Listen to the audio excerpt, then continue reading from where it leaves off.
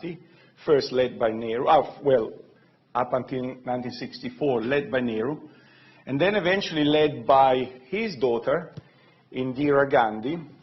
And then for most of the 80s, Indira Gandhi was assassinated in Amritsar in 1984, and then really from 1984 to 1989, Indira's son, Rajiv Gandhi, became Prime Minister of India. This is an interesting period because Indira Gandhi, I guess it's the key figure in this period.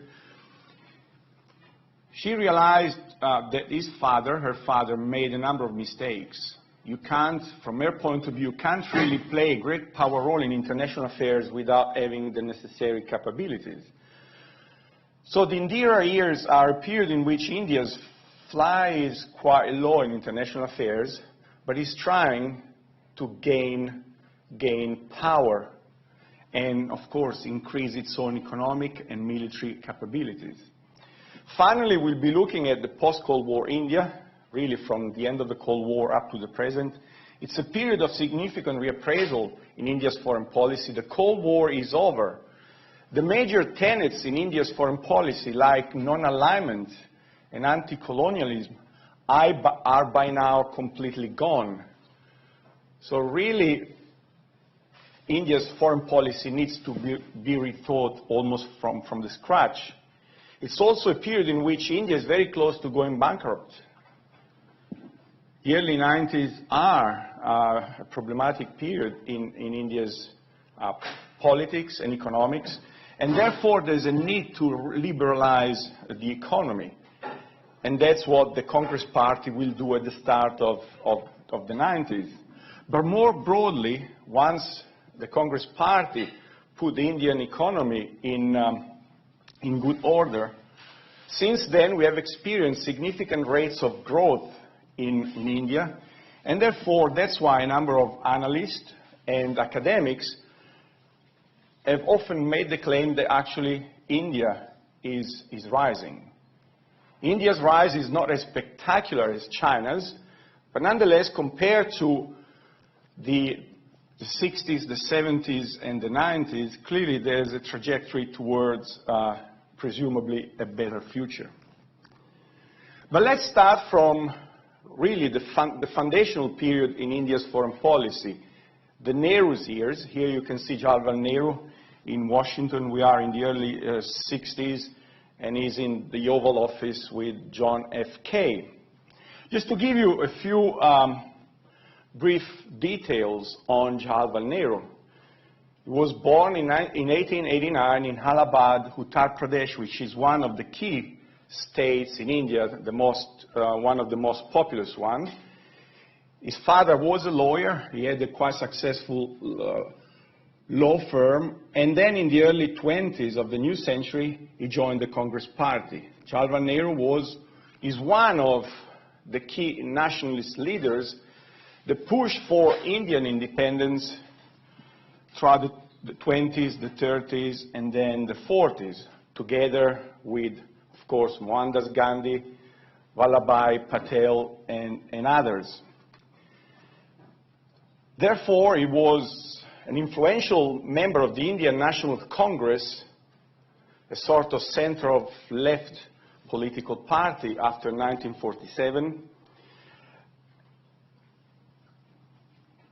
And also, before the war, and of course after the Second World War, as I said before, he would be Indian Prime Minister for nearly 2 decades, from 1947 to 1964. And while he was Prime Minister, he also held the post of Foreign Minister for the same number of years.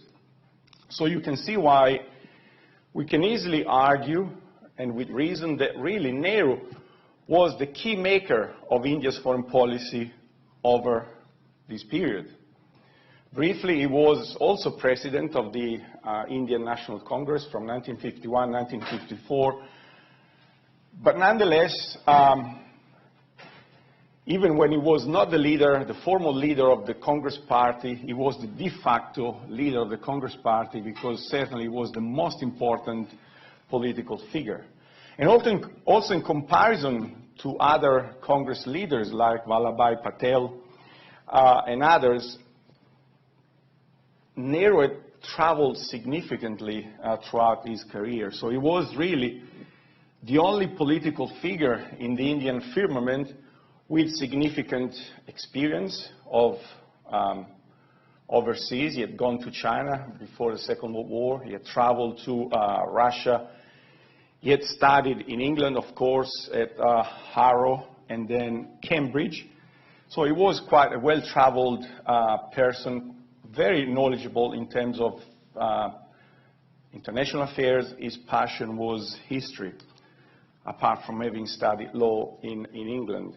So it's almost no-brainer to say that he was really the principal architect, the principal maker of India's foreign policy. And really, up until today, we can still see traces of Nehru thinking in India's foreign policy making.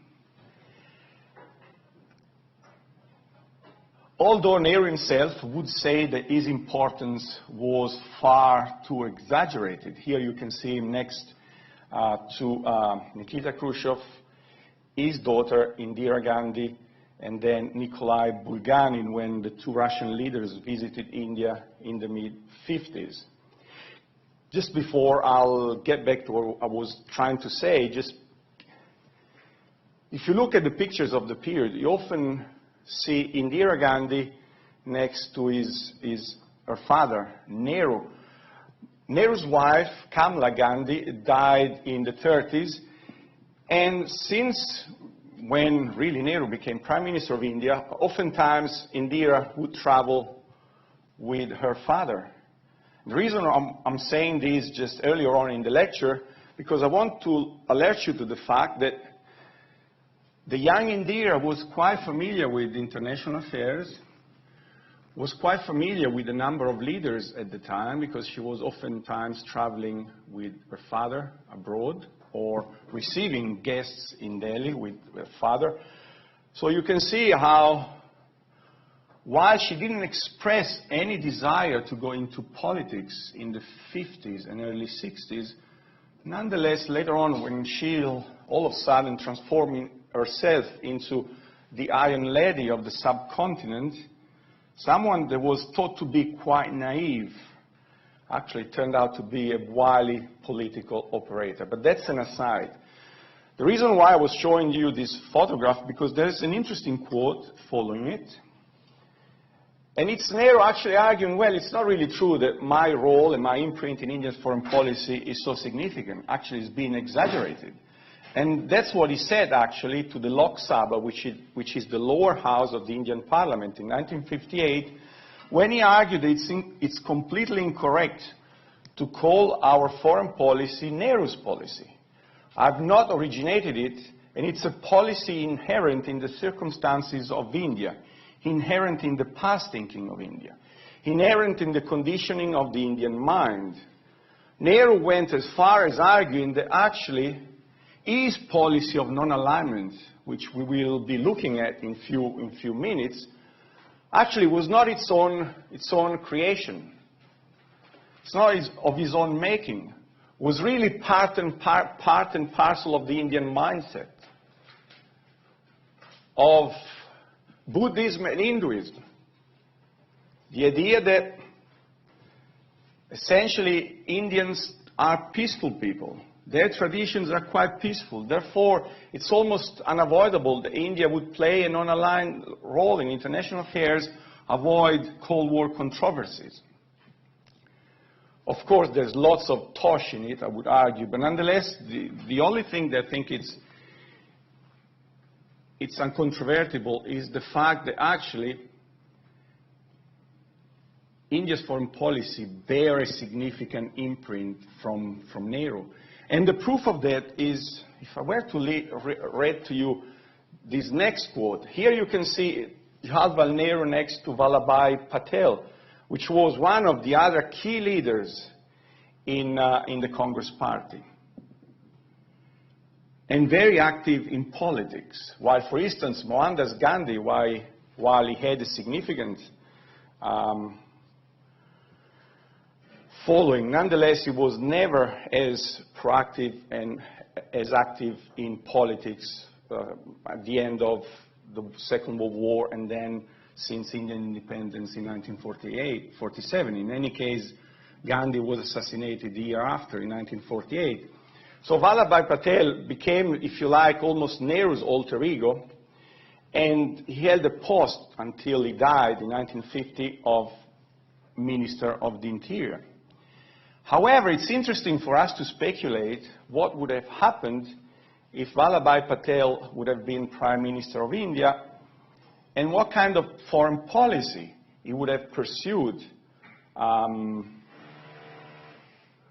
in international affairs. And this quote is from the American ambassador in Delhi, Henderson, in 1950, writing to the State Department, pointing out to the State Department that even those members of the cabinet who are Nehru's adherents appear to be convinced that the time has come for India to recognize that international communism is country's chief danger. Vallabhbhai Patel and others advocating change in India's policies are arguing that India must strengthen its military establishment if it is to effectively face its communist neighbor, China, and that it cannot properly strengthen its military establishment without aid from the West, particularly the United States.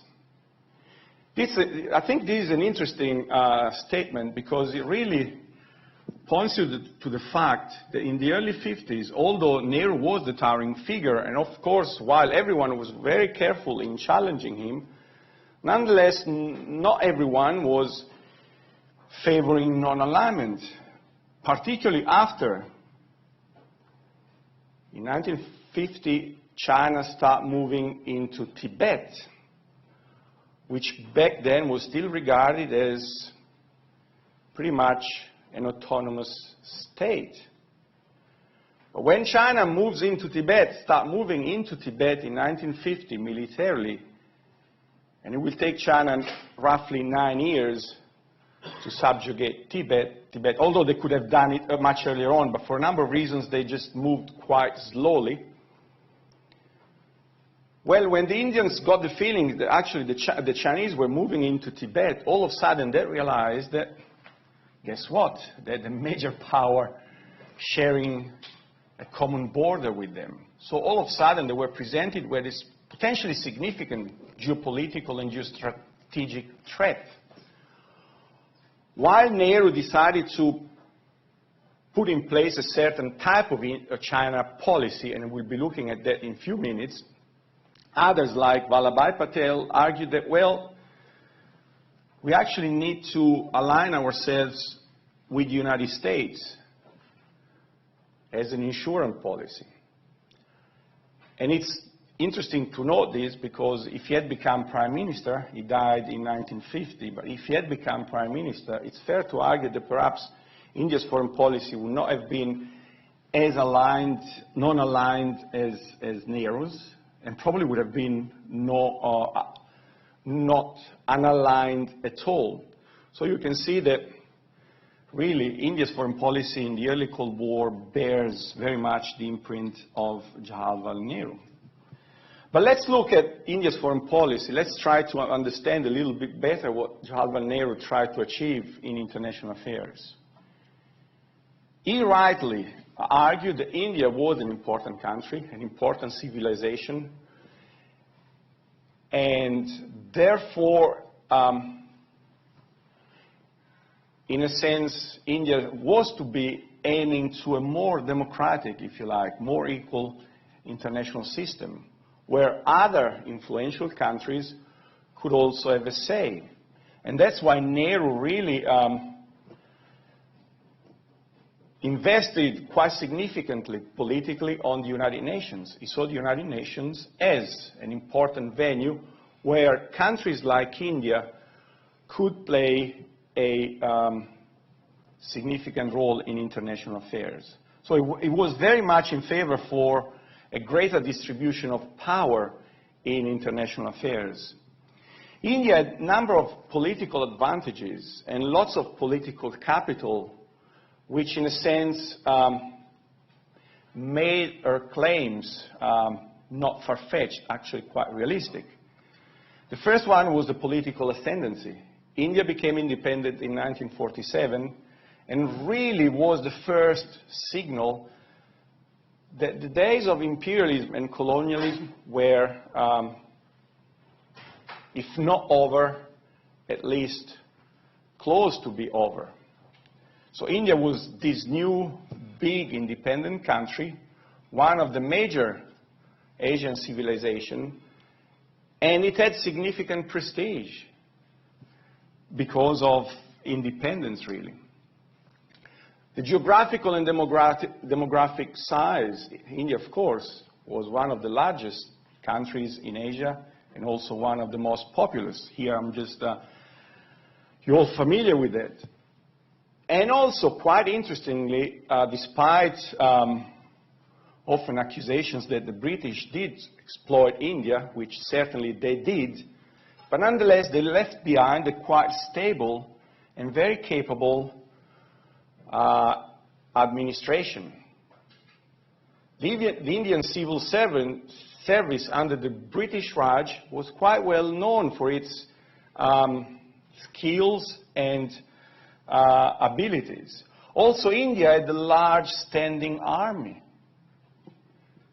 British India as a total, so not simply India but also Pakistan before independence, contributed roughly 2 million troops to the British war effort in Second World War, and nearly 1 million troops in the First World War.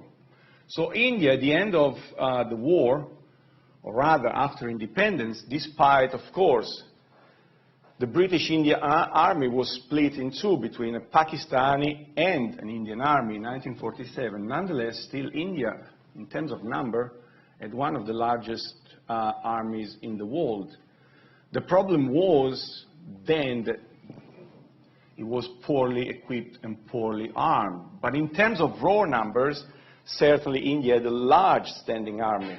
And if better armed and better equipped, eventually could possibly have more significant power projection capabilities that, of course, in 1947 were close to being non-existent.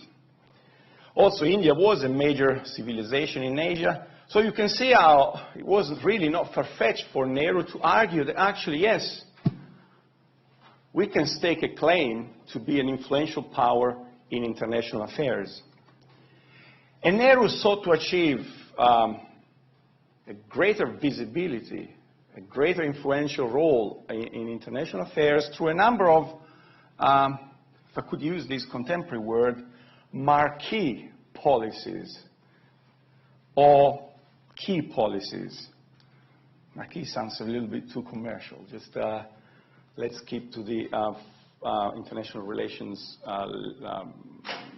jargon, perhaps.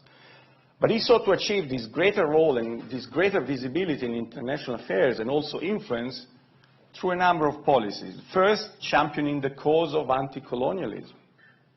India made significant use throughout the Cold War of the United Nations as a forum against the remaining European powers. Bear in mind that at the end of the war, after 1947, still a couple of European powers maintained, for instance, the Portuguese were in Goa, which is next to Mumbai or Bombay, depending how you want to call it. And also on the eastern coast of India, the French still had few little small territories, one of which was Pondicherry. So by 1947, although India was, of course, independent, nonetheless, still the remnants of a past era were visible in the country. But also all around India, in 1947, still, most of Asia was still, or significant parts of Asia were still under colonial control. Indonesia, for instance, Malaya, and Burma. So you can see how actually Nehru's call against colonialism quite resonated quite strongly in 1947, 1948, and even in the years after, because he also became champion of African independence. The second key policy they tried to pursue was the establishment of an Afro-Asian group. The idea that African and Asian countries shared a number of problems in common, like underdevelopment, for instance, poverty,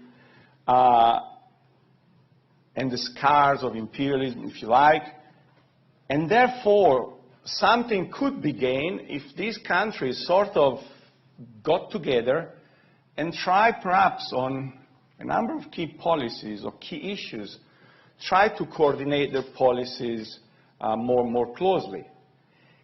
And hence the initiative in 1955 of the first Afro-Asian conference in Bandung in Indonesia, where a number of 29 actually African Asian countries gathered together to try to possibly find similarities, to try to develop certain kind of understanding amongst themselves. And finally, from this initiative, what would follow in the following years was the establishment of the non-aligned movement in 1961 in Belgrade, Yugoslavia. So already you can possibly get a quite fair picture of what Nehru was trying to do was essentially his strong anti-colonial message, and also the idea that there must be a way between the two blocks. There must be something else. The idea was really to try to break free from the two emerging blocks and try to find a third way between the two blocks, a third way that perhaps would be advocating the interest of developing countries like India.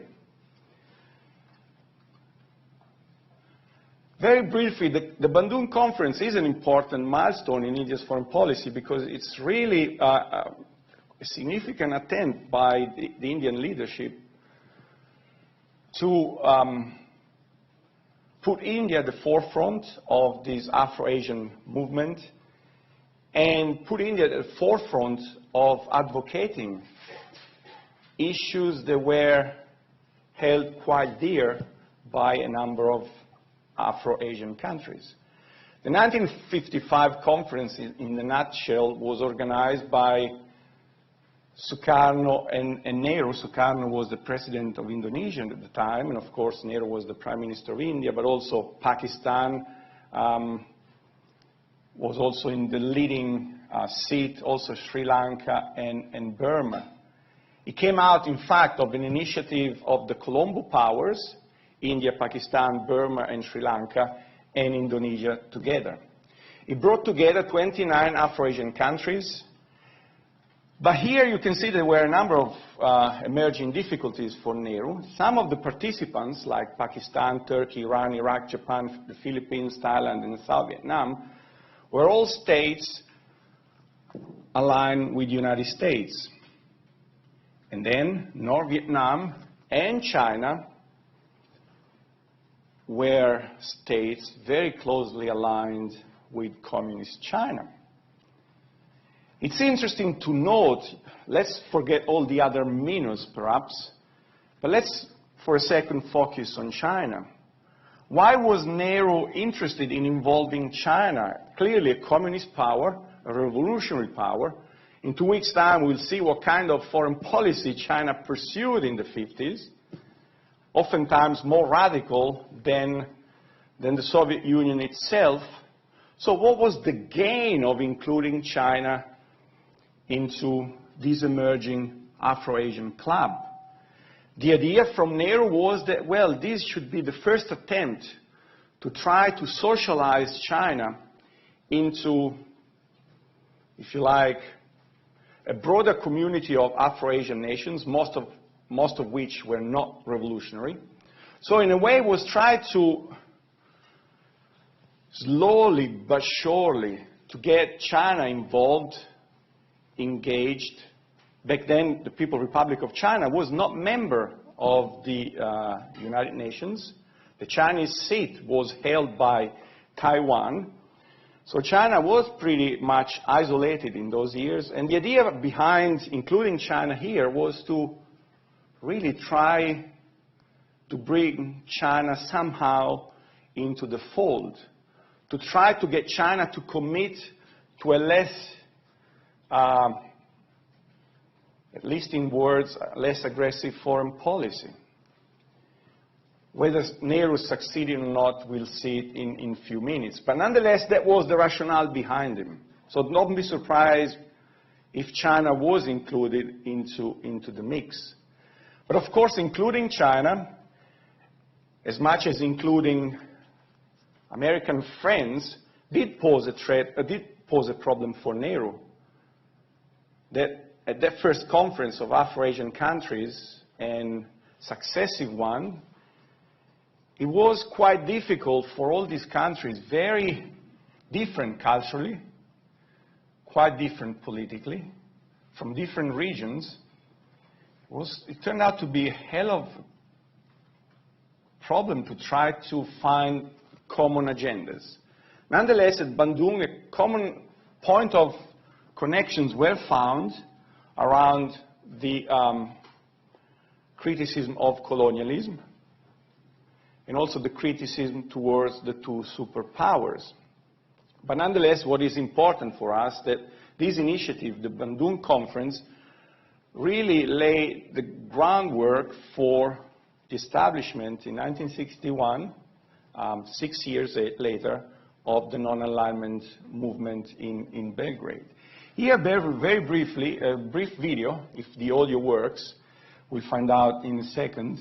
It was working just before I came here, to give you a sense of the kind of agenda that the Bandung Conference sought to achieve and sought to bring forward.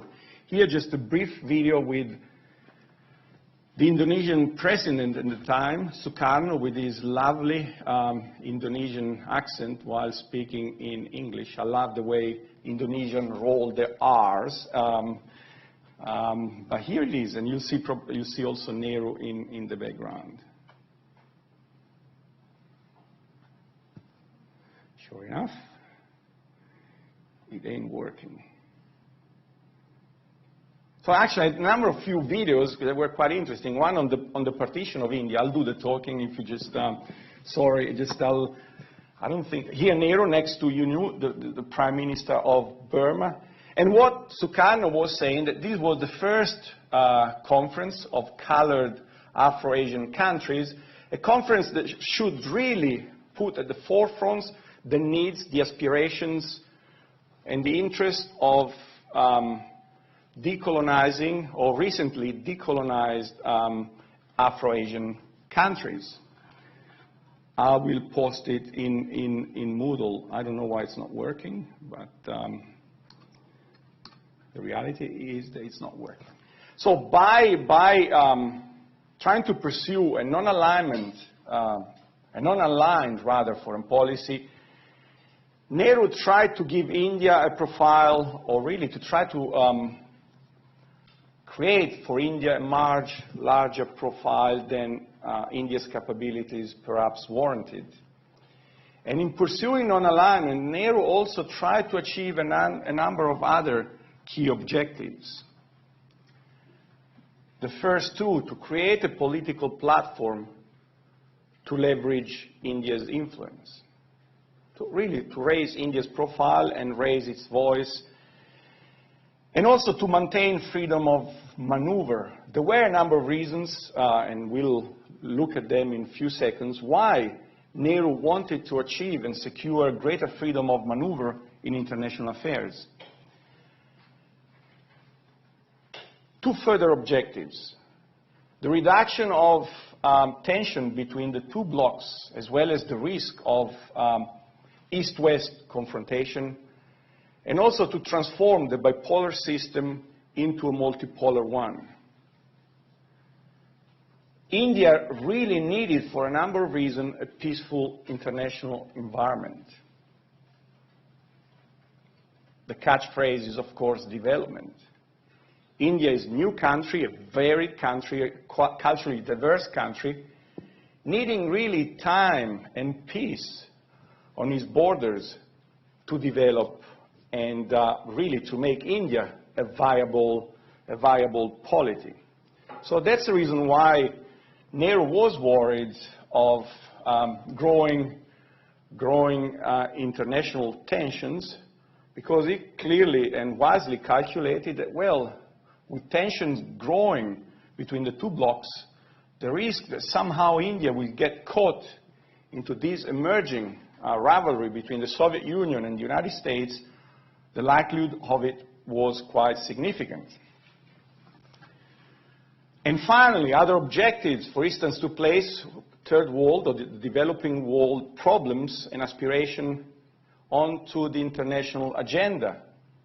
And finally, one of the reasons why non-alignment was so appealing to Nehru was the fact that non-alignment could possibly make a contribution to prevent India from being drawn into Cold War rivalries. And he was also hopeful that if India stayed out of the growing rivalry between the United States and the Soviet Union and their respective blocs, South Asia could be insulated. Of course, Nehru was having in the back of his mind the problem of Pakistan, and we'll get to Pakistan in a minute. But nonetheless, just to conclude this brief section, and as that cartoon up there by David Lowe points out, really non-alignment was a quite tricky policy to put in place, because inevitably you had to try to steer a neutral line between the two blocs.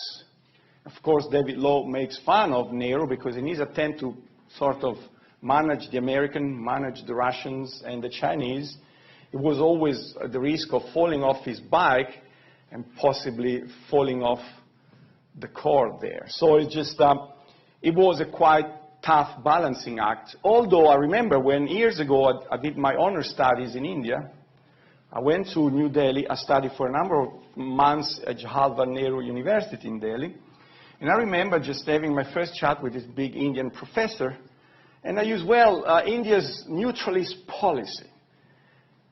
And he looked at me as I said something problematic.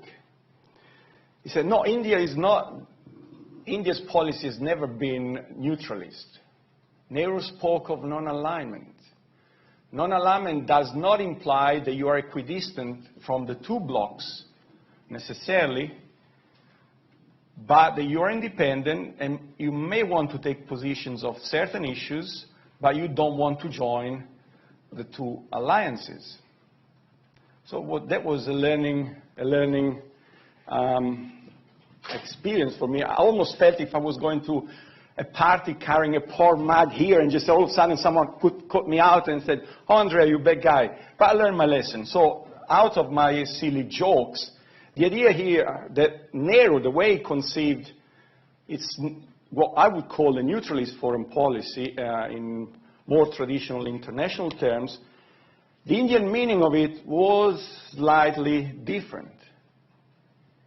It didn't imply that India would not take sides on certain issues. If Nehru thought that the West did wrong, he would say it. If he thought the Soviet Union did wrong, he would say it. On certain issues, he might side with the Soviet Union. On other issues, he might side with the United States. But certainly under him, India did not want to join any particular alliance. However, in doing so, Nehru was often more critical of the West than the Soviet Union, which I always found a little bit bizarre given what the Soviet Union was, but that's another story. But nonetheless, Nehru was alert to the problem.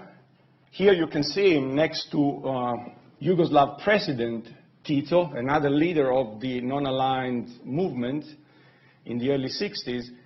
Nehru argued our general policy is to avoid entanglements in power politics and not to join any group of powers as against any other group. Both America and Russia are extraordinarily suspicious of each other. This makes our path difficult, and we may well be suspected by each of leaning towards the other. This cannot be helped. And in fact, of course, at least in the West, oftentimes Nehru was seen as being far too lenient towards the Chinese and the Russians. And this cartoon by a New Zealand cartoonist, David Law, in The Guardian in 1956, to some extent tries to make that point. You can see President Eisenhower and Nehru. And Nehru puts this pair of glasses on Eisenhower's eyes, and then Eisenhower says, "Curious, I see three of you." And what David Law is trying to point out, actually, India's non-alignment in American eyes was, of course, tilted towards the two communist powers, which is kind of unfair. But nonetheless, now and then, for instance, in 1956, when the Soviet Union invaded Hungary, Nehru was very caught in two minds. It took him quite a few days before he started muttering that actually the Soviets should not have done that. So there are a number of, there's some truth in that, but of course that cartoon is also exaggerated. But why was non-alignment so compelling for Nehru? It was compelling because non-alignment responded to a number of domestic considerations. India was poor and underdeveloped, and was also a profoundly diverse country. And to give you a sense of the challenge that Nehru was faced with as the first Prime Minister of independent India, I'll show you two pictures. This is British India before partition. It looks like a quilt, if you like, or colorful doona, but it's actually quite interesting. You can see those areas in light orange.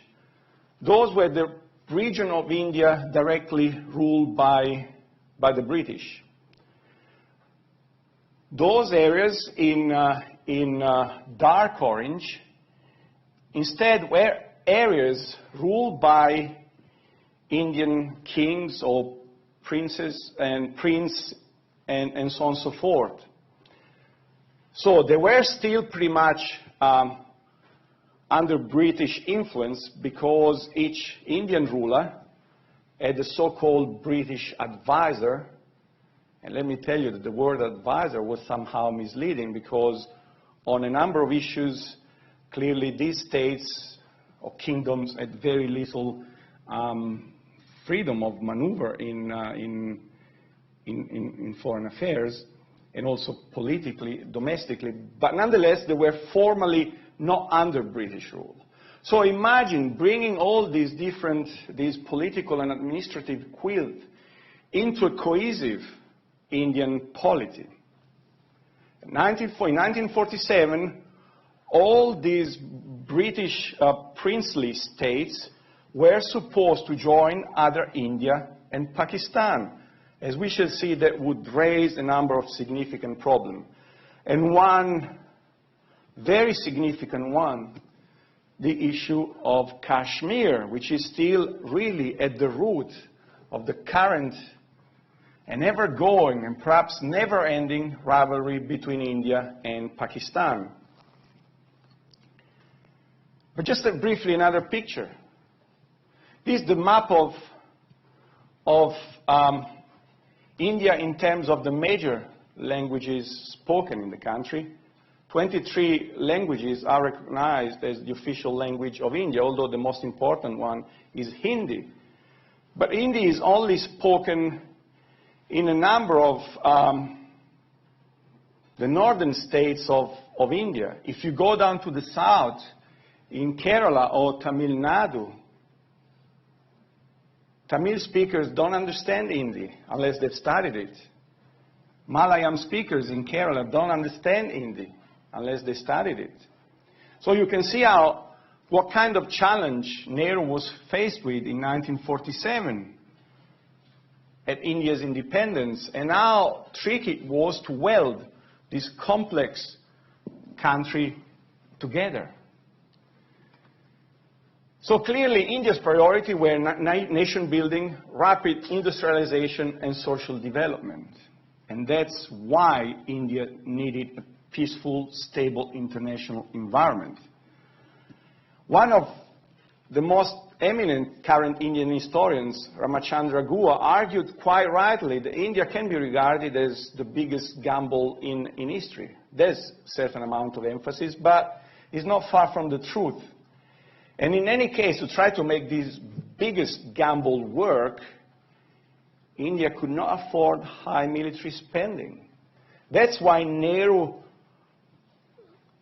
was so keen on, some would argue, appeasing China. Others would say in trying to establish a working relationship with China.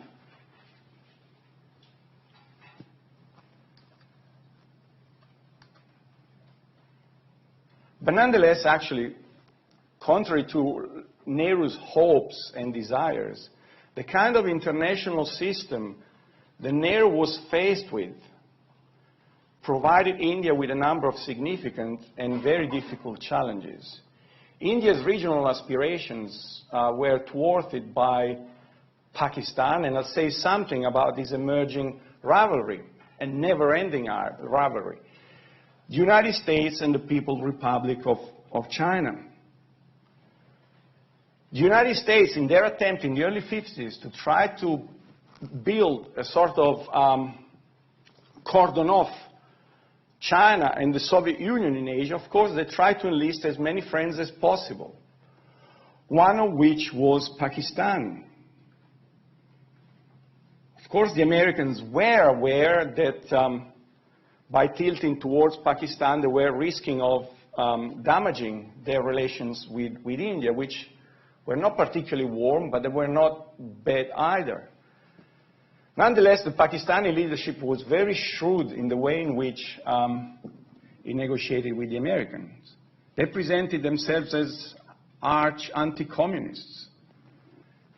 And by doing so, and also by playing ball with the Americans, something that Indians were not prepared to do, guess what? They managed to join SEATO in 1954, the Southeast Asian Treaty Organizations, although Pakistan was not really regarded as a Southeast Asian country. But nonetheless, Pakistan could provide to the alliance a significant amount of troops. If there was ever a war in Asia, perhaps the United States could call on Pakistan, arm Pakistani troops, and deploy them elsewhere in Asia. That was the strategic rationale, although we never got, neither the United States nor Pakistan ever got close to that stage. And in 1954, Pakistan also signed the Mutual Defense Pact with the United States. For Nehru, these were shocking news because all of a sudden the Cold War had penetrated, if I were to use international relation jargon, had penetrated the South Asian international system. Now India had an unfriendly nation on its borders harmed by the United States. And although the United States argued that, well, no, actually, we told the Pakistani that these weapons won't be used against you, the Indians, of course, made a quite legitimate claim. Who tells you that the Pakistani won't? The problem of Pakistan and India, of course, was, I left it in the background, but let's briefly tease it out. I'm not sure that the video will work, so I'll try to see as I go, and eventually. When British India was partitioned in 1947, it was divided in two states, what is India today, and then Pakistan, which back then included two wings, West Pakistan, which is still Pakistan today, and East Pakistan, which then, after 1971, became Bangladesh. The two countries became independent with different political agenda. Pakistan was born as a state for the Muslim of Southeast Asia. The Muslim League, which was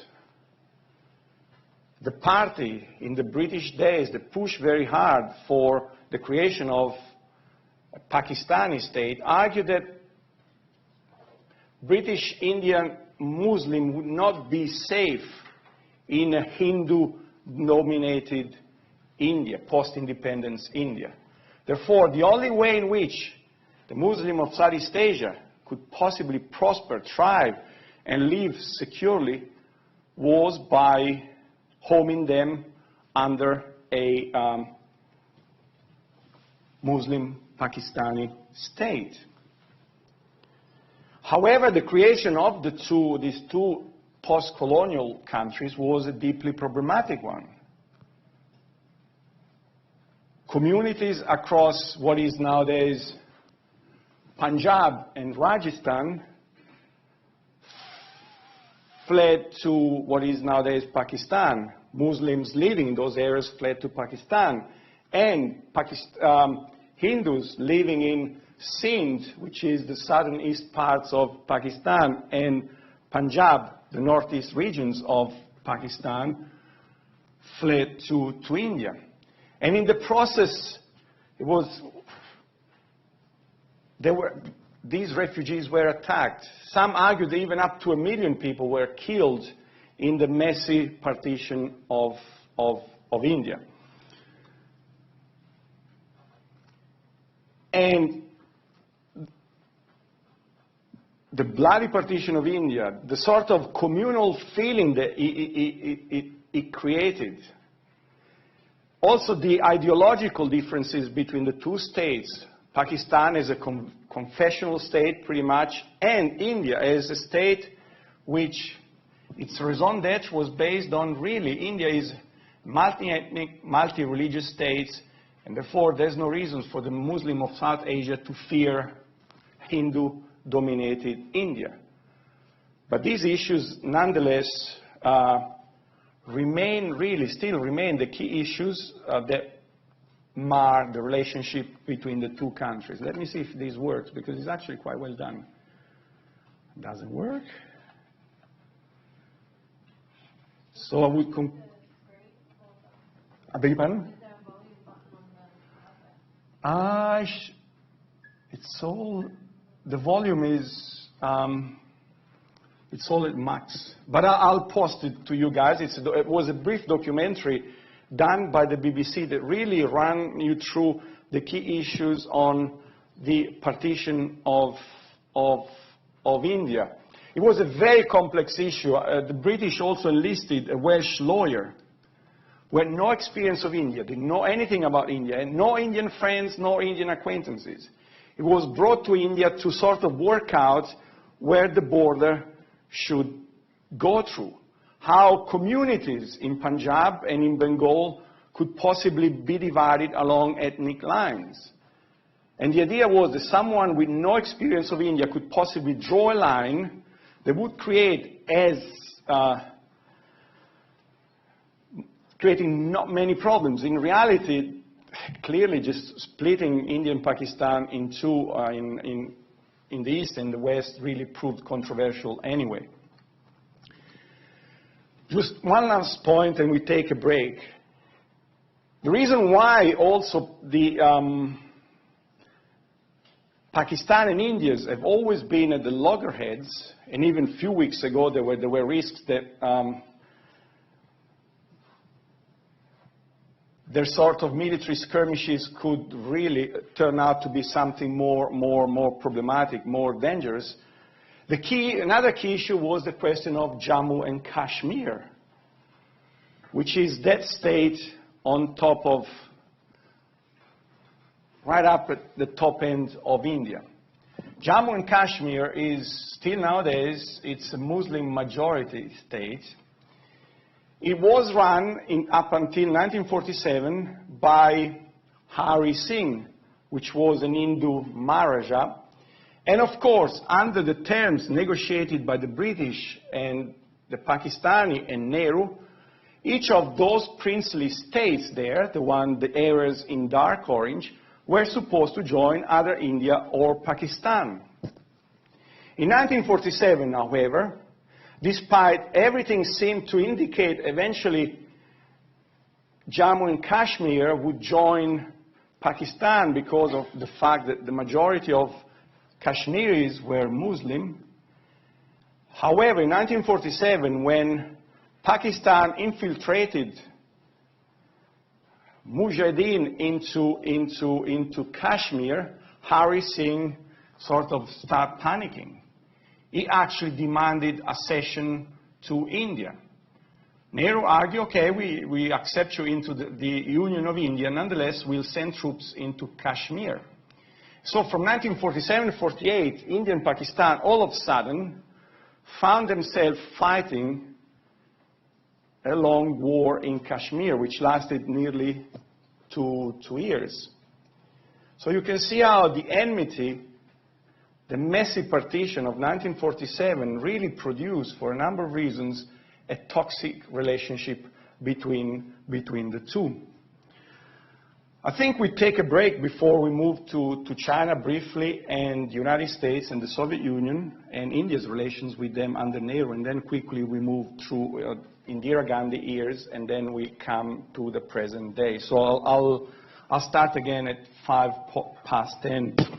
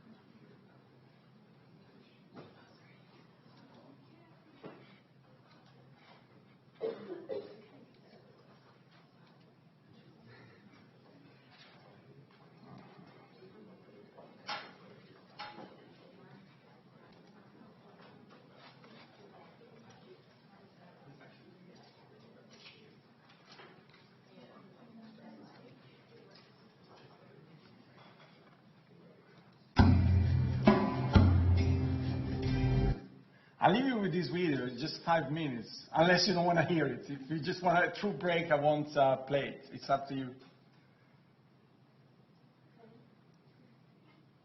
Are you happy to? I won't be offended if you say, no, Andrea, leave us in peace, go away for 10 minutes, just we want to be in peace and chat to each other, but I'll...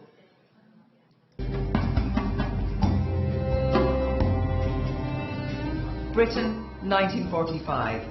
Victory in Europe had left the country bombed, bankrupt and beleaguered. With the task of rebuilding an exhausted nation and repaying billions of dollars to the United States, running an empire was the last thing the new Labour government needed. In India too, which had supplied 2.5 million soldiers and had geared its economy to the war, there was a new urgency. The decades of non-violent resistance to British rule, led by the now octogenarian Mahatma Gandhi, had failed. Now he was overshadowed by two men who would vie for control of their country's destiny. Jawaharlal Nehru, the leader of the Congress Party, and Muhammad Ali Jinnah of the Muslim League had different visions of what would come next. Nehru wanted a united India, but Jinnah felt India's 100 million Muslims, a quarter of the population, would be marginalized by the Hindu majority. He demanded safeguards, even a separate homeland for India's Muslims. Britain had been the dominant power in India for 200 years. Now the proponents of Indian independence found they were pushing at an open door. In late 1946, the government of Clement Attlee announced Britain's withdrawal from India by June 1948. But in the face of rising sectarian tensions and violence which had erupted around northern India, in June 1947, the last Viceroy, Lord Mountbatten, in agreement with Nehru and Jinnah, decided the country would be partitioned. He brought forward the date for Britain's exit. There would now be just 10 weeks to prepare for partition. Jinnah celebrated independence on the 14th of August in Karachi. Nehru's dream of a united India had failed. But on August 15th, Independence Day, In Delhi, he celebrated long-fought independence from the British. At the stroke of the midnight hour, when the world sleeps, India will awake to life and freedom.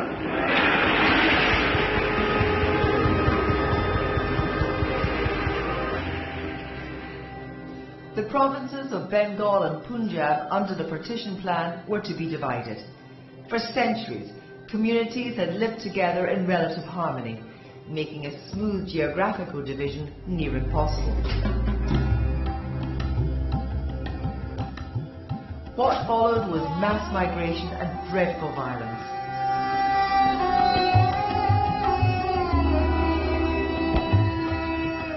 It amounted to an attempt at ethnic cleansing. Around 12 million people were on the move. Muslims to Pakistan, Sikhs and Hindus to India. Approximately 1 million men, women and children died in the sectarian violence. The authorities on both sides were completely unprepared and appealed for calm. But it was too late.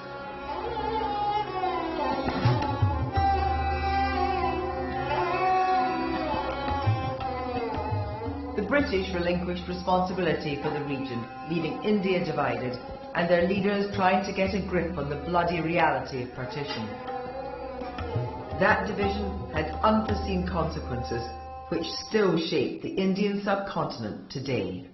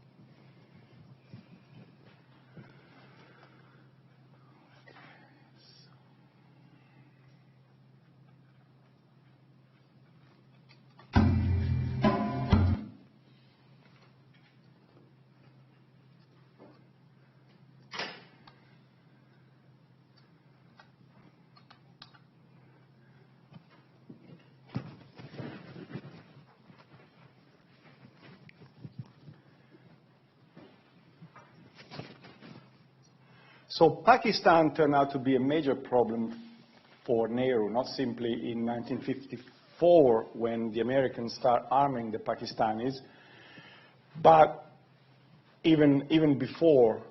You can see that the kind of problems underlying the Indo-Pakistani relationship and why it's being an enduring and toxic rivalry at many levels. But as we move into the late 50s and early 60s, really the late years of Nehru's premiership, there was also another significant problem emerging on the horizons, and the problem was China. Nehru tried very hard in the early 50s, mid-50s, to try to establish a peaceful and beneficial relationship with China, a mutually beneficial relationship with China. But nonetheless, I think I would argue that Nehru underplayed the ideological nature of the Chinese regime. and the fact that there were a number of still outstanding issues between the two countries. By 1959, really China has clamped down on Tibet and basically annexed it. Also, there was the issue of a badly defined international border. The borders that India inherited from the British Raj were borders that the Chinese had never really agreed to, let alone the current communist government in Beijing. So the relationship in the late 50s and early 60s really simmers because of two issues. One is Tibet, with the Dalai Lama seeking refuge in northern India, and then the issue of the unmarked, or so not well marked, border. Bottom line is a fascinating story. For those of you, there's a recent article that's come out on Chinese policy towards India in those years based on declassified Chinese documents. And if you're interested, I'll send it to you. But bottom line, without really going into the details of why the Sino-India War came to be in 1962, well, in October 1962, China launched a blitzkrieg into India, taught India a lesson. For 2 weeks, the Indian leadership was fearing that actually the Chinese troops would reach Bengal and Calcutta. The Chinese never did so for two reasons. First, because they didn't want to go that far and stretching their lines. It was enough to teach Nehru a lesson. And secondly, because it was October. So by November and December, crossing the Himalayan path would be quite problematic. So as soon as China made a quite important strategic and political point, and routing the Indian army in the northeast of India, well, Nehru started realizing that perhaps its non-alignment policy posed a number of problems. In fact, on the hour of direst need for the Indians, the only countries that provided military aid to the embattled Indians were the United States, Britain, and even Australia. The non-alignment movement didn't even utter a word, simply said that two countries should resolve their quarrels peacefully, clearly not taking sides of the Indians. And Nehru was quite upset by that. The only non-aligned country that supported India's stance was tiny Malaya. So the Chinese attack in 1962 left, arguably, Nehru's non-alignment policy in tatters. It also destroyed Nehru visions of pan-Asian unity. The idea that Asian nations, once freed from the imperial yoke, would sort of be able, out of almost miraculously, to understand each other, to work closely with each other, to forget all the various and huge cultural and political differences.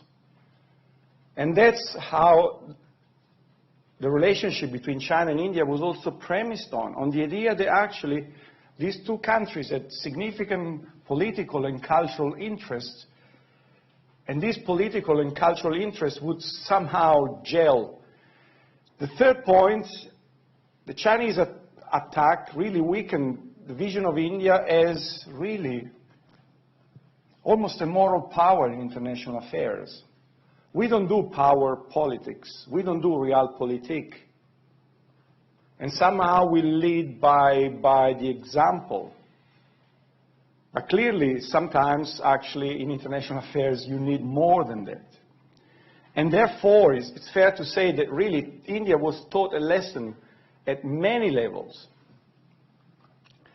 Just a couple of cartoons. Clearly in the West, Nehru's India's defeat in 1962 was perceived as, was not perceived well. Actually, the West sympathized with India. Clearly, if the West had to take side between India and China, clearly would take the side of the Indian democracy. But nonetheless, here and there was some sort of misplaced satisfaction. Here a cartoon, again, it's David Law, this New Zealand cartoonist, really having a field day by depicting Nehru being hit by a van driven by Mao's and company. And the only two countries, major countries, really providing military aid to the Indians were the Americans, represented by JFK, and the British by Harold Macmillan. Another cartoon, here you have Nehru next to his defense minister, Krishna Menon. And here again, David Law makes fun of India's non-alignment policy. You can see this sort of temple of peace through wishing. Probably we should have had wishful thinking as well, almost crumbled when Chinese forces invaded India, Northeast India in October 1962. However, what we'll discuss later on in class was to what extent actually we could regard non-alignment as misconceived. Some would argue that actually it was not misconceived at all. Actually, Nehru did well to do what he did. Nonetheless, he ran a number of risks, and what he did didn't pay off. But nonetheless, India had clear objectives, which was goals, which was national development, and therefore it was only rational to prioritize development over other foreign policy needs and issues. Others would argue that, well, sure, that's true, but nonetheless, he could have run a more savvy foreign policy. But we won't go into that particular debate now. It's just for me to flag to you what the key problems were at the time. Just very briefly going back, here is where the military operations, just for you out of curiosity, where the military operations in the 1962 war took place. The Chinese really ran the major offensive, actually the only offensive in the east, what is nowadays Arunachal Pradesh up here. And they pushed as far as here. The fear was that eventually the Chinese would move down to Bengal. And the other part of the contested Sino-Indian border was what today is being called Aksai Chin, which is basically part of Kashmir that the Chinese have retained since then, while despite disputing that it is the valid border frontier between India and China, nonetheless, they moved back in November 1962. So I guess what the Chinese tried to do was also to try to establish a sort of bargaining positions whereby they told the Indians, well, we are happy to settle our quarrels if you give up Aksai Chin, which in the West, and we would agree to you keeping that part of Northeast India. The Indians would never agree on that issue for various reasons. Nonetheless, just to remind you that the relationship, Nehru invested so much politically on the relationship. Let me show you this video, which this time is without sound, so just don't be surprised if there's no sound. But it's Nehru's visit in China, in Beijing, in 1954, meeting Zhou Enlai as well as Mao. It's the era of, you can see Nehru next to Zhou Enlai, the Chinese foreign minister, and he's been driven from the airport into Beijing Forbidden City. Here you see him next to Mao Zedong. And really, it's the period in which, in India, it's called the Hindi-Chini bye-bye period, which is the Indians and the Chinese are brothers. It's really the heydays of this emerging relationship with the two Asian powers, a relationship that eventually, of course, went sour.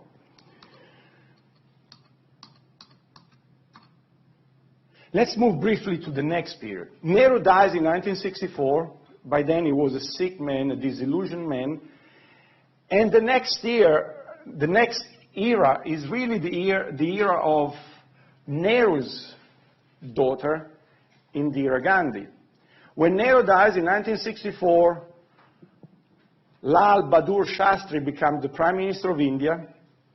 However, in 1996, he dies of a heart attack, and all of a sudden there's a vacuum within the Congress party.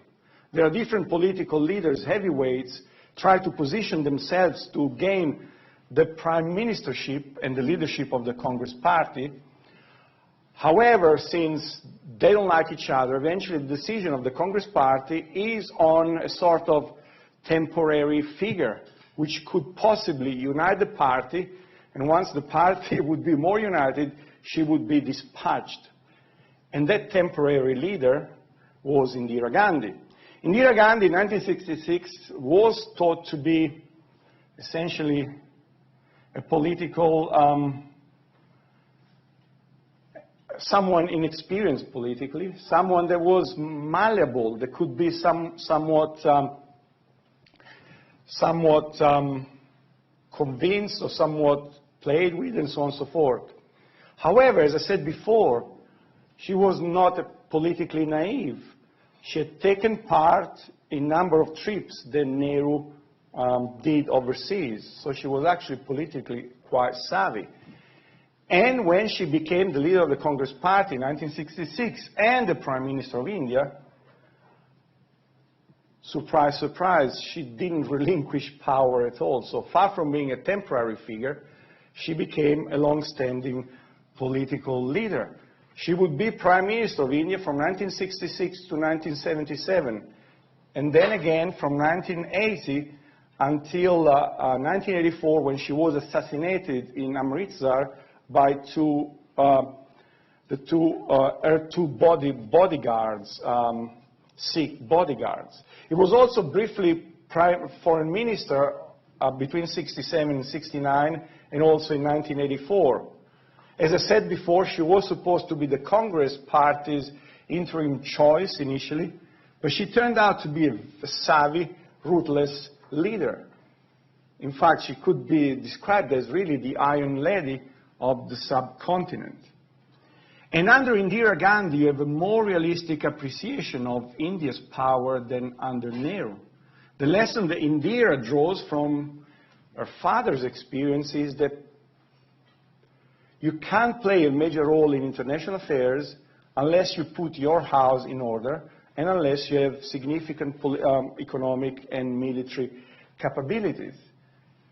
And also the idea that you can simply lead by example for Indira Gandhi was far-fetched. The fact that you could try to establish a relationship with China without really taking a number of precautions, which Nehru only took very late in the early 60s, like trying to rearm quite significantly. Well, unless you cover your back, you might be faced with a number of surprises. That's the point that Indira Gandhi made. Let me very briefly show you just at least a couple of minutes of this video to really convey to you what kind of leader Indira Gandhi was. The video is 5 minutes. I'll just send it to you by, we'll upload it through Moodle, but just here, just a brief taster.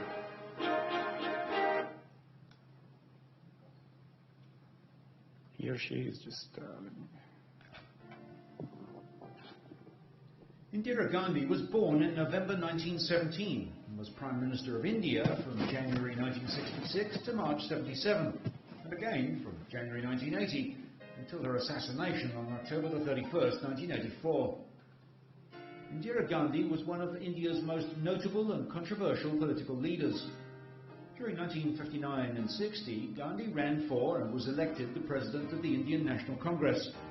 Her term of office in this role was uneventful, but things would not stay quiet for long. After the Indo-Pakistani War of 1965, Indira Gandhi ran for election as Prime Minister. She beat Desai by 355 votes to 169 to become the third Prime Minister of India and the first woman to hold the position. Special agricultural innovation programs and extra government support launched in the 1960s and furthered by Indira resulted in India's chronic food shortages being transformed into surplus production. The country became a food exporter and diversified its commercial crop production.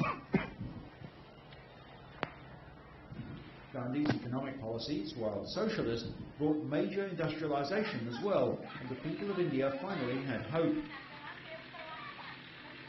Indira Gandhi had become a heroine and an icon.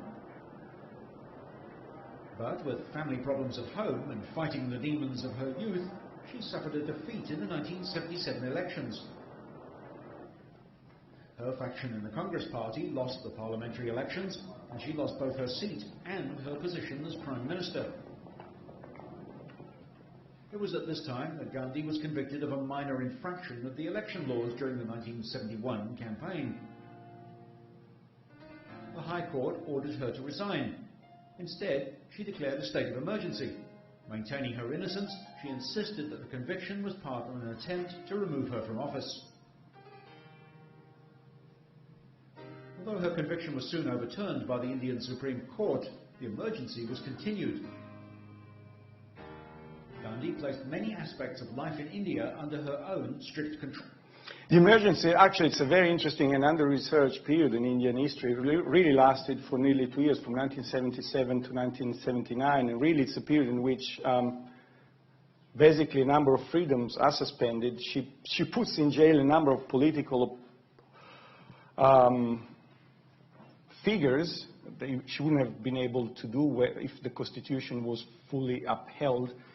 And therefore, it's a quite controversial period in Indian politics. She would be briefly booted out once the emergency was terminated and the Janata Party came into power. But nonetheless, Indira Gandhi is a profoundly, is again another towering figure in Indian politics. By the way, just since her surname is Gandhi, she bears no relationship with the Mahatma Gandhi. The reason why Nehru became Indira Gandhi was because she married a Maharashtra businessman from Mumbai, and his surname was Gandhi. But again, Feroz Gandhi had no relationship with the Mahatma Gandhi. So just in case you think that somehow she was a relative of the great man.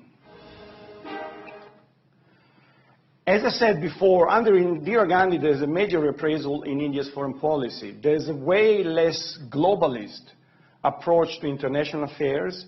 The idea that India, on the basis of its moral and historical, if you like, example, could possibly take position on all sorts of issues and be listened to. She said, well, this is somehow far-fetched. And also, under Indira Gandhi, India would become more concerned with regional challenges. There was the problem of Pakistan. There was also the emerging alliance between Pakistan and China. So her approach to foreign policy was way more realistic, or we could say certainly more realpolitik than her father. She argued that diplomacy not backed by military power, and I would add significant economic capabilities, was naive. And that's why actually she pushed for increased defense spending under a long period in power. And also she gave the go-ahead to the Indian nuclear program. The father of India's nuclear program is actually Jawaharlal Nehru. But Jawaharlal Nehru never wanted or desired India to go nuclear. It was mainly to employ nuclear energy to develop India industrially. But under Indira Gandhi, since India by then had the capacity to switch from civilian use of nuclear power to a more military use of it, in 1974, India conducts its first nuclear test at Pokhran in the desert of Rajasthan, although then for a number of years India stops short of weaponizing and becoming a nuclear power. Clearly sends out the indication that India has the know-how to become a nuclear power. India will continue developing missile system, but nonetheless doesn't, until more recently, doesn't go openly nuclear, which is with nuclear weapons. Also under Indira Gandhi, there's a rhetorical adherence to non-alignment, but really under her, India is pretty much de facto aligned with the Soviet Union. In 1971, Indira Gandhi, and here you can see her in that picture next to Brezhnev, signs the so-called Treaty of Friendship and Cooperation with the Soviet Union, which effectively ties India very closely to the Soviet Union.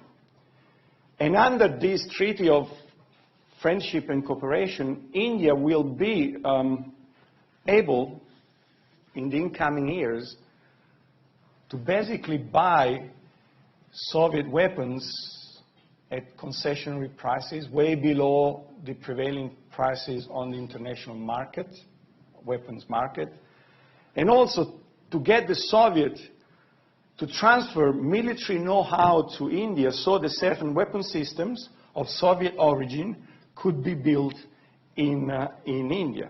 The reason why Indira Gandhi sort of shifted or tilted towards the Soviet Union was because of the emerging de facto alliance between China and Pakistan. After 1962, the Chinese became very keen on developing a close relationship with Pakistan. Also, bear in mind, in 1971, under the Nixon administration, the Americans were very keen on establishing relations with China. And in fact, the Pakistani behaved as the conduit between the Americans and the Chinese, passing each other's messages. And effectively, when the first time Kissinger went to China in 1971, he flew to Beijing on a Pakistani Airlines flight flown by Pakistani pilots. He was hosted by the American embassy in Islamabad. You should read his memoirs. He pretends to be terribly sick, a Delhi belly, he argued. Instead, he was sort of whiskered away by the CIA, boarded a Pakistani Airlines plane to Beijing without the American ambassador in Islamabad knowing where he was going or that he was going at all. The Department of State completely unaware of what was going on. Nixon and Kissinger would call it the back channel, cutting deals with other countries without the Department of State knowing, because Nixon was quite, he didn't trust the Department of State, but that's another story. So you can see how the Americans were actually very keen on cultivating Pakistan rather than India for broader foreign policy reason. And in response, of course, Indira Gandhi, not simply in response to that, but also in response to the emerging alignment between China and Pakistan, India moved towards the Soviet Union. This is a cartoon by M. Wood, the British cartoonist, which is deeply unfair to India and Pakistan, because here he portrays them as two puppets of the Soviet Union and China. So which is, of course, an exaggeration. But nonetheless, what M. Wood is also conveying is the fact that by the early 70s, India is closely aligned with the Soviet Union, despite arguing that we're still non-aligned. But in reality, economic and military links under her with the Soviet Union are significantly strengthened. Very briefly again, this period under Indira Gandhi and then even under Rajiv Gandhi, it's a period in which relations with Pakistan are always strained. In 1971, India and Pakistan fight the so-called Third Indo-Pakistani War. As a result of it, without going into details, East Pakistan is sort of becomes Bangladesh. In 1971, the Pakistani attacked Indian air bases, thinking that actually India is supporting the Mukti Bahini, which is an independent guerrilla group in East Pakistan. To some extent, the Indians, of course, offer shelter to them, but really there was no Indian, if you like, mastermind plan to undermine Pakistan. Bottom line, when the Pakistanis started bombing, I think, 12 Indian air bases, the Indian army invaded, went into what is nowadays Bangladesh. Quickly won that war, and as a result of that war, Bangladesh was created. And you can see that from a strategic point of view, in the early 71, the geostrategic landscape for India is a little bit better than before, because East Pakistan becomes independent, becomes Bangladesh, and Pakistan to some extent shrinks. However, in the 70s and 80s, China also remains a major obstacle to India's ambitions in international affairs. The Chinese offer equipment and nuclear technology to Pakistan. Really, the Chinese are the mastermind behind the Pakistani nuclear program. After the end of the 1971 war, India and Pakistan briefly tried to negotiate a peace with them, an enduring peace between them. Here you see Indira Gandhi shaking hands with the then Prime Minister of Pakistan, Zulfikar Ali Bhutto, the father of Benazir Bhutto, the famous Pakistani leader who was assassinated about 2 decades ago. But nonetheless, secretly, Bhutto would argue that Pakistan would need to have a nuclear weapon capability, even if the Pakistani were to eat grass for the foreseeable future. So you can see how the kind of lingering mistrust between the two subcontinental powers. And the Chinese, of course, really made possible for Pakistan to become a nuclear state eventually. And also, Chinese support of Pakistan really posed another significant problem, strategic problem for India, which really prevented India from deploying most of its forces, all its forces, along the Indo-Pakistani border, because India, from the early 60s, had to police a long borderline between China and India itself. The United States were not particularly friendly in the 70s. First, because they were very keen on establishing close relations with the Chinese, and the Pakistani, as I said before, were seen as the conduit. And then in the late 70s, early 80s, because of Afghanistan, when the Soviets go into Afghanistan, then the Americans start funding and providing weapons to the Afghani mujahideen through Pakistan. And clearly the Indians quite reasonably saw this particular maneuver as a way in which the Pakistanis will somehow leverage on this, if you like, strengthening relationship with the United States to gain more modern weapon systems. However, the Soviet Union is perhaps the only country, the only major power which is friendly to the Indians in the 70s and in the 80s, providing diplomatic support when needed and also providing weapons at low cost, and also providing military know-how to the Indians.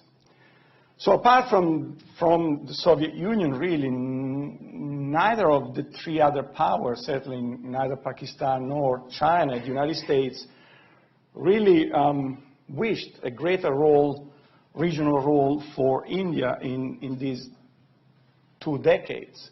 Coming to the present time, really the last 20-odd years, here you can see the previous President of the United States, Barack Obama, with the current Indian Prime Minister, Narendra Modi. India is going to the elections in a few weeks, and it will be quite interesting to see how the BJP, the party of Narendra Modi, will be faring in those elections. But really, before we come to Modi, the end of the Cold War presented a number of significant challenges to India. The Cold War was over, fresh and new thinking was needed. As you understand, with the collapse of the Cold War and bipolarity, more to the point, really there was very little reason for Indian policymakers to really remain focused on non-alignment. There was no raison d'etre, if you like, for this marquee Indian policy. Non-alignment was very much a thing of the past. And also more problematically for the Indian leadership, the collapse of the Soviet Union in 1991 also posed a significant problem. Russia, the heir state which followed the Soviet Union, really needed hard currency as much as India. So the Russians start wanting to be paid in American dollars. And we're, of course, keen on keeping to sell arms to India, but nonetheless no longer at concessionary prices, no longer at prices much lower than those prevailing in the international market. And therefore, you can, and adding to that, the early 90s, it's a period in which India finds itself almost close to bankruptcy. So it has to decide what kind of new foreign policy should be putting in place, and also what kind of new economic policies India should also put in place. The Congress leadership in the early 90s, here you can see Prime Minister Narasimha Rao, who ruled India from 1991 to 1996, next to his finance minister, Manmohan Singh, with a turban. Manmohan Singh would become Prime Minister of India 10 years later.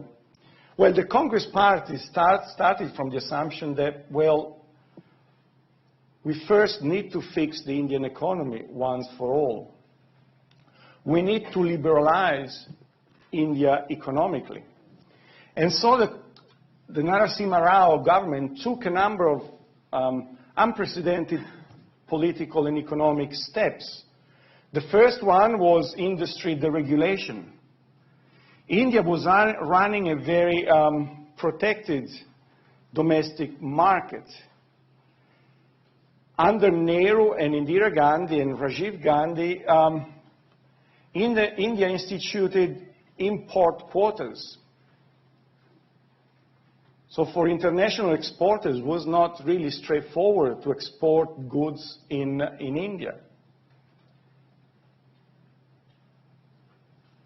Also, the privatization of state monopolies, which were regarded as being, by the early 90s, quite inefficient. And also easing foreign investment rules. In a nutshell, Narasimha Rao and his finance minister argued that the socialist policies of Nehru, Indira Gandhi, and Rajiv Gandhi essentially had not served India as well. In fact, in those years, if you were to travel to India and you were to mix with politically engaged Indian people, you will quite often hear the word the Hindu rate of growth, which was, it's a term used oftentimes quite disparagingly. The idea that basically India, over the Cold War, only grew on average by 2%. So the Hindu rate of growth was just essentially was to mock the economic achievements of, or rather non-achievements of Nehru and his successors. The idea was that for India really to prosper, it needed much higher rates of growth, and these higher rates of growth could only come by liberalizing the Indian economy.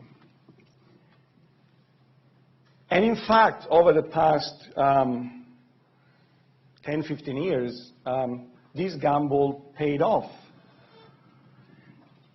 India's growth in the early new millennium, were averaging up until 2005, 6%. From 2005 to 2010, averaging by 8%. So really, the Indian economy, despite a number of enduring bottlenecks, you could argue, took off. So the fear of an Indian bankruptcy was just a thing of the past. The country, in many ways, just was also able to afford new and more modern weapon systems. But nonetheless, despite this image of a rising India, a rising power, nonetheless, there are a number of enduring problems the Indian foreign policy makers have to deal with. The first one is, again, the never-ending problems with Pakistan. In the past 2 decades, the Indians and Pakistani have become very close to fighting 2 other wars. And even a few weeks ago, there was, again, fears that perhaps things would get terribly wrong in the subcontinent. By now, both India and Pakistan are nuclear powers. Both of them, India certainly has the power to nuke Pakistan wherever it likes and really just destroy all of it. The Pakistani are able to hit most of the Indian cities, and certainly New Delhi and Mumbai and so on. So clearly, any major crisis could really pose the risk of this toxic relationship going nuclear. In the past 20 years, there have been efforts being made by India and the People's Republic of China to try to improve what in the 60s and 70s and 80s pretty much still remained a quite toxic relationship between the two. Bear in mind that even nowadays, when you travel to India, you get a sense that China always looms large. China is seen as a major strategic threat for the Indians. You don't get the same perception if you go to China. Sometimes the reaction of people, did you ever fight a war against India in 1962, not knowing that actually it ever happened? While in India, no one would be under any doubt that actually the Indians fought the Chinese in 1962. So really, in a sense, the threat of China looms quite large for the Indians, but is not really reciprocated on the other side of the border. For the Chinese, India is perhaps not a friend, but nonetheless, they don't see it as a particular military threat, even because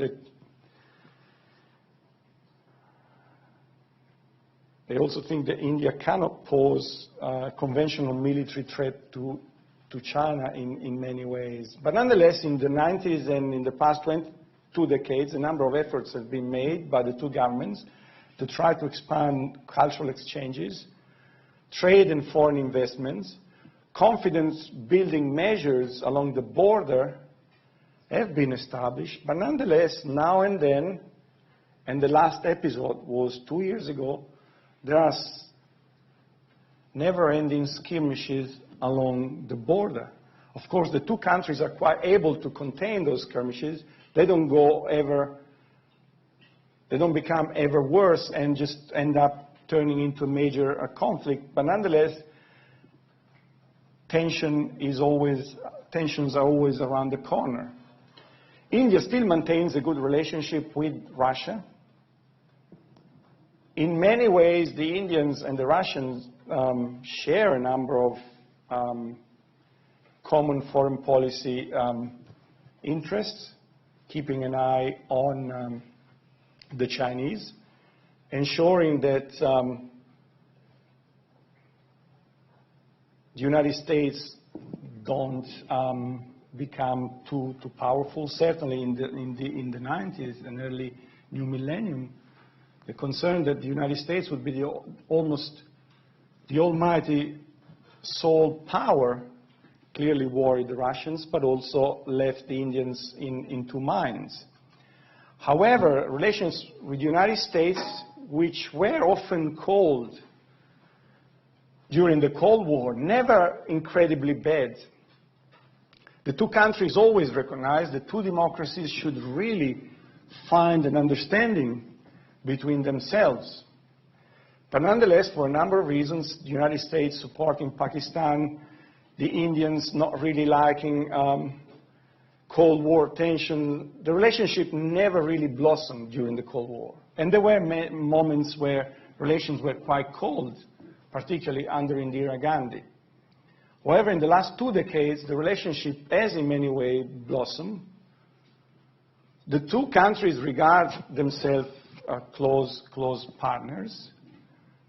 The two countries have got strong interest in working together, first and foremost because of China, and secondly because actually both the United States and India have been concerned by the emergence of terrorism, and in particular just Islamic terrorism. So the two countries are clearly, on a number of issues, they see the possibilities of growing synergies and also the possibility of greater understanding. Although there are sort of still suspicions here and there, I don't think the Indians would like to see the United States as almost an unrivaled power. And also, it's quite interesting if we look at India's foreign policy over the past 2 decades, that the country has also been taking a number of interesting initiatives different from the past. For instance, the so-called Look East policy. In the past 2 decades, India has been way more proactive in trying to build relationships with a number of Southeast Asian countries.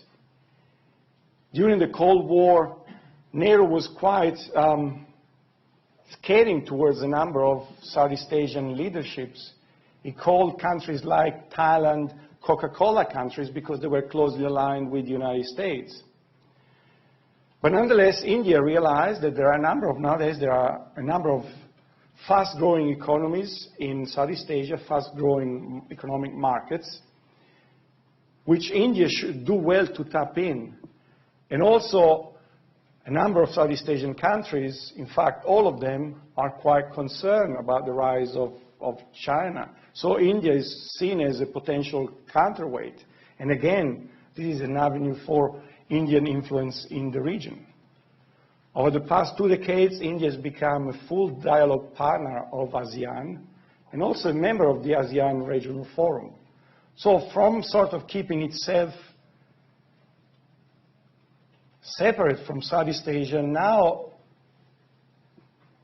from really Narasimha Rao to Narendra Modi, there's this discovery of Southeast Asia as a way of countering China's influence in the wider region. Nonetheless, to conclude, let me make a few points. So if I were to look at India's foreign policy over the past 70 years, I would argue that there's always been a distinct willingness on the part of the Indian leadership to play a leading role in international affairs. We saw how Nehru tried to do it. We saw how Indira Gandhi tried to reinterpret India's foreign policy, perhaps to take a step back before taking a step forward. And also in the past 20 years, you have a number of Indian prime ministers, like particularly the BJP ones, Vajpayee and nowadays Narendra Modi, who are very keen on India's playing a more influential role in international affairs once again. It's evident that over the past 2 decades, India's military and economic capabilities have grown. So if you like, the moniker of India as a rising power is not misplaced. But nonetheless, the growth in economic and military capabilities is not enough to make India, to place India on par with China, let me put it that way.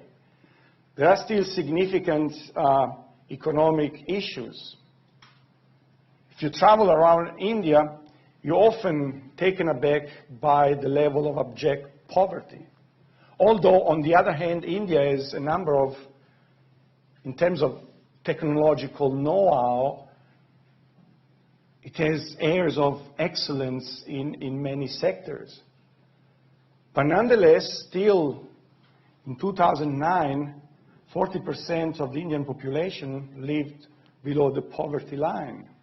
Surely, in 1960, it was 60%. So there's been a progress, but still,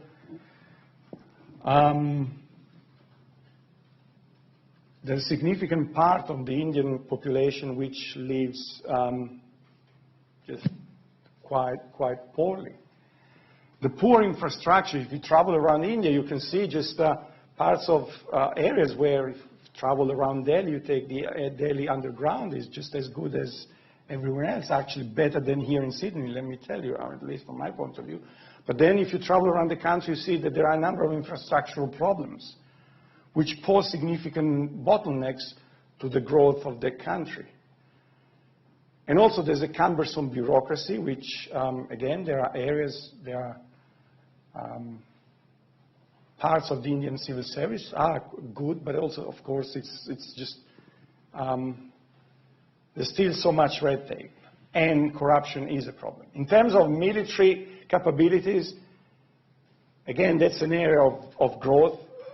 India's power projection capabilities are growing, but are still insufficient. Also, keep in mind that the international, the regional system, or the regional, is still quite problematic for India. China is certainly not a friend. Pakistan remains as unfriendly as ever, but in the last few years, there's a number of new challenges that have emerged, and they are worrying Indian policymakers. Instability in Afghanistan, for instance.